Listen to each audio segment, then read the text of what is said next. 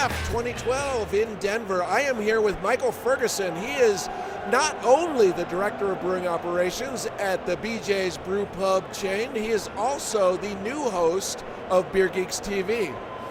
So, thank you for giving me some time. Oh, no, the pleasure's mine. I mean, I'm a bit of a ham anyway, so what is it? That's pretty easy. So, tell me a little bit about what you do at BJ's.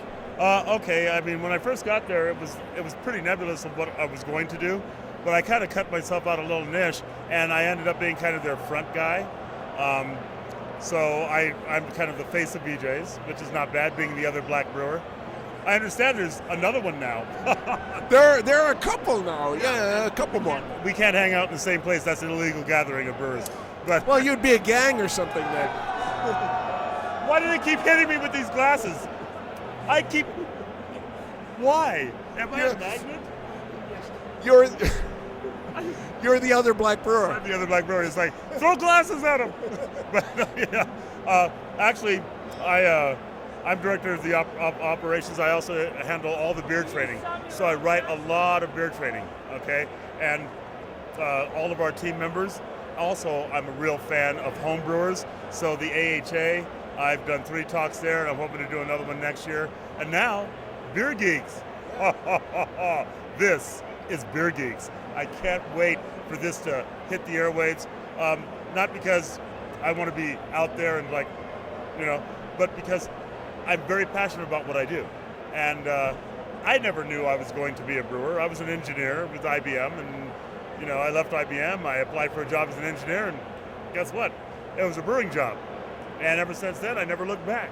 So just being able to pass on the passion that we all have as brewers for beer, but I've just gotten very good at that.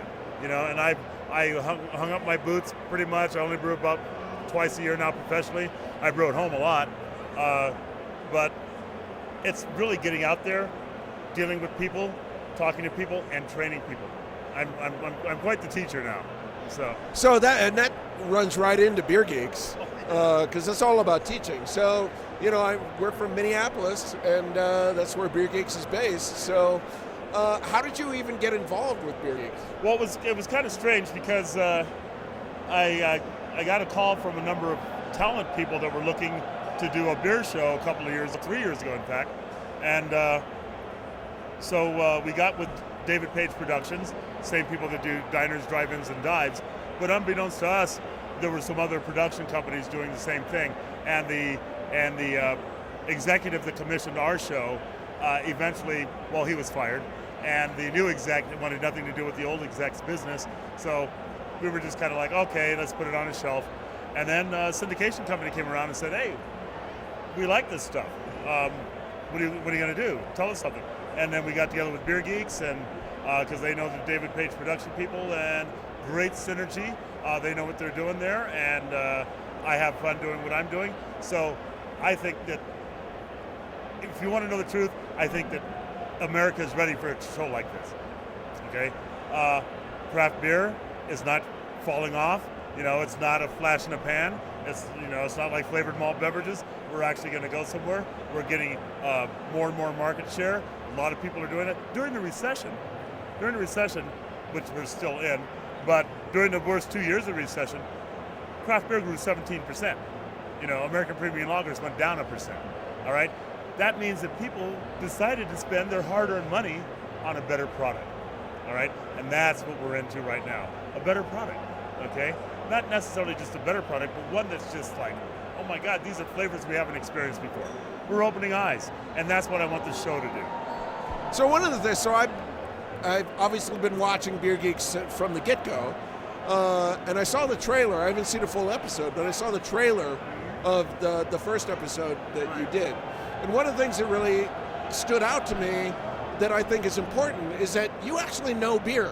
Yes. So when you're asking questions, when you're talking to people, you know the questions to ask. So, talk to me a little bit about what it means for you as a brewer, as somebody who actually knows a lot about beer, to go around talking to other brewers in this way that is kind of spreading the word, that is kind of education. That's another good thing, because the synergy that's developed between two brewers discussing something we all have different backgrounds. We're the million different things that made us who we are. And so when you get with another brewer and you start discussing these terms, and you know what you want to ask, they know how they want to answer, and now all of a sudden you're forming this whole learning synergy between the both of you. And that's what it takes. Everybody, I learn something new about beer every single day, all right? Everybody should be able to learn. Nobody knows everything. And talking to these brewers, that's why it just light up, because here I am learning something new, from these brewers, because they are going to be doing something differently from what I've ever done. And that's what I love about that. So that makes me curious, though, because you do know a lot about beer. I mean, you've been doing beer a lot for a long time. So 22 years. What's the last new thing you learned about beer? The last good thing I learned about beer? Well, if you want to know the truth, today in the draft quality class, really, just the whole idea of getting people to the level where they don't want that fast, flat top, ballpark beer, but a beer poured correctly, in clean lines, done right, and that raises the value of every beer that's out there. No matter what you think of the big boys or the small boys or the in-between boys, if you do the beer right, it's going to be 90, 100% better, all right? And you learn these things, and then you see the enthusiasm, and you see the, the energy that's being developed when people understand that we could do better than what we're doing right now. And I learned that today. It's a wonderful thing. So that kind of actually leads me to something. So I heard you first on the Brewing Network long ago. Long ago. And you kind of raised hackles. I did. When you said to homebrewers, and this is something, because I'm a homebrewer, and this rings in my head. I was just thinking about this the other day as I was cleaning equipment. Yeah. Somebody said to you, I am really careful about sanitation, or I am careful enough. I don't remember what they said. Your reply was basically, no, you're not. I swear, I haven't really listened to that many episodes of Brewing Network, but that one sticks in my head. Every time I clean something, I hear you saying, no, you're not.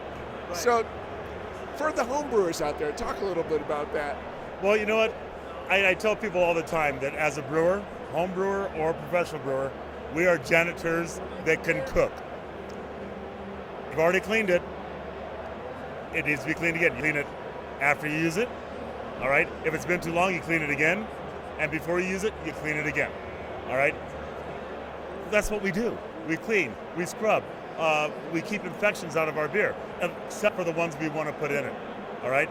So, and also, I also got cut some flack on that show for, telling homebrewers that, if they're brewing with extract, they're making Kool-Aid. Okay, so I got a lot of emails. But I also got a lot of other emails going, you know what? I would have never started whole grain brewing and the sanitation schedule that I do if I never heard that show. So sometimes you gotta raise the hackles, And what's the point of existing if you're not going to be controversial every now and then, I'm all about raising hackles. I'm right there with you on that. I mean, you gotta every now and then just kick people, they get complacent. So you gotta hey, get them going again. So that's what I like to do.